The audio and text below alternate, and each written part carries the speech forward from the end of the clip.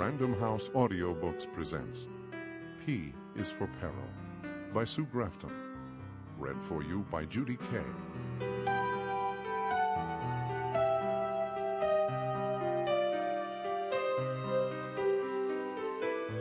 P is for Peril. The house on Old Reservoir Road appeared to be in the final phases of construction. I spotted the site as I rounded the curve, recognizing the unfinished structure from Fiona Purcell's description. To my right, I could see a portion of the reservoir for which the road was named. Brunswick Lake fills the bottom of a geological bowl, a spring-fed body that supplied the town with drinking water for many years.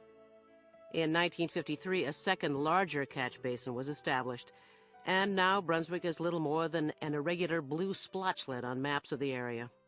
Swimming and boating are forbidden, but seasonally the migrating water birds rest on the placid surface as they make their way south. The surrounding hills are austere, gentle swells rising to the mountains that mark the northernmost boundary of the Santa Theresa city limits. I parked my VW on the gravel berm and crossed the two-lane road. The steeply pitched lot was still bare of landscaping and consisted entirely of raw dirt and boulders with a dusting of weeds taking hold. At street level, a big commercial dumpster was piled high with debris. A small grove of signs planted in the yard announced the names of the building contractor, the painting contractor, and the architect, though Mrs. Purcell had been quick to assure me by phone that she'd drawn up the plans herself. The design, if that's what you want to call it, would have been approved by the Department of Defense. An implacable series of concrete boxes, staunch and unadorned, stacked up against the hillside under a pale November sun. Somewhere to the rear of the house, there must have been a driveway leading to garages and a parking pad, but I opted for the stairs built into the barren hillside. At 6 a.m. I'd done a 3-mile jog, but I'd skipped my Friday morning weightlifting to keep this early appointment. It was just now 8 o'clock, and I could feel my butt dragging as I mounted the steps. Behind me, I could hear a dog bark. Its deep-throated yaps echoed through the canyon, conveying a message of excitement. A woman was calling, "Trudy! Trudy!" while the dog barked on. She emitted a piercing whistle, and a young German shepherd came bounding over the hill, heading in my direction at full speed. I waited, bracing myself for the force of muddy feet, but at the last possible second, the whistle came again and the dog sprinted off. I continued climbing Fiona's wide concrete steps, tacking twice before I reached the upper terrace with its plain limestone portico that shaded the front entrance. By then, my thighs were burning, I was huffing and puffing, and my heart was rat-a-tat-tatting like machine gun fire. I turned, pretending to admire the view while I recovered my breath. From this eyrie, I could see the broad, shimmering band of the Pacific Ocean stitched to the shoreline some 5 miles away. Before me, the day was so clear I could almost count the mountain ridges on the islands 26 miles out. By the time I rang the bell, my breathing had slowed, and I'd done a quick mental review of the subject I was here to discuss. Fiona Purcell's ex-husband, Dr. Dowan Purcell, had been missing for 9 weeks, since Friday, September 12th. She'd had a messenger deliver a manila envelope filled with newspaper clippings that recapped the events surrounding his disappearance. I'd sat in my office, tilted back in my swivel chair, my Sauconys propped on the edge of my desk while I studied the articles she'd sent. Dr. Purcell, 69 years old, had practiced family medicine in Santa Theresa since 1944, specializing in geriatrics for the last 15 years. He'd retired in 1981. 6 months later, he'd been licensed as the administrator of a nursing care facility called Pacific Meadows, which was owned by 2 businessmen. On the Friday night in question, he'd worked late, remaining in his office to review paperwork related to the operation of the nursing home. According to witnesses, it was close to 9 o'clock when he stopped at the front desk and said goodnight to the nurses on duty. Dr. Purcell had paused to chat with an elderly woman sitting in the lobby in her wheelchair.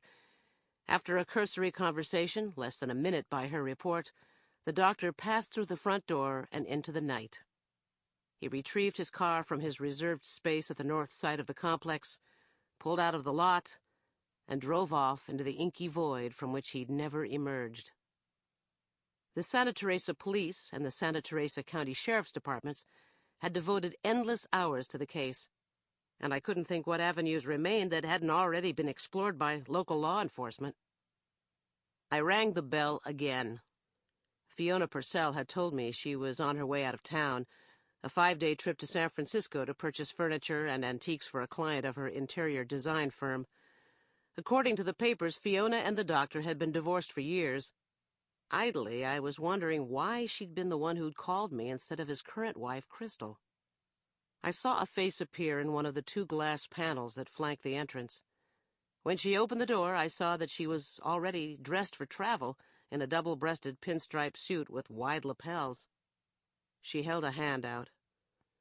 "Ms. Milhone, Fiona Purcell. Sorry to make you wait. I was at the back of the house. Please come in." "Thanks. You can call me Kinsey if you like. Nice meeting you," I said. We shook hands and moved into the entrance hall. I placed her in her late 60s, close to Dr. Purcell's age. Her hair was dyed a dark brown, parted on one side, with puffy bangs and clusters of artificially constructed curls pulled away from her face and secured by rhinestone combs, a style affected by glamour girl movie stars of the 1940s. I half expected an appearance by John Agar or Fred McMurray, some poor, feckless male who'd fallen prey to this vixen. She was saying, "We can talk in the living room. You'll have to pardon the mess." Scaffolding had been erected in the foyer, reaching to the lofty ceiling. Drop cloths lined the stairs and the wide corridor leading to the rear of the house. In the living room, Fiona gestured toward one of 2 matching armchairs.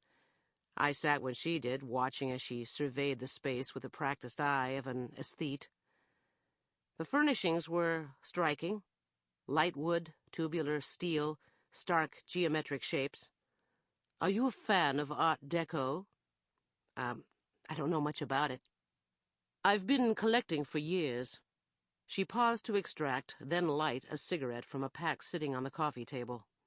She said, "I don't think I mentioned this when we chatted the other day, but Dana Glazer suggested I get in touch with you.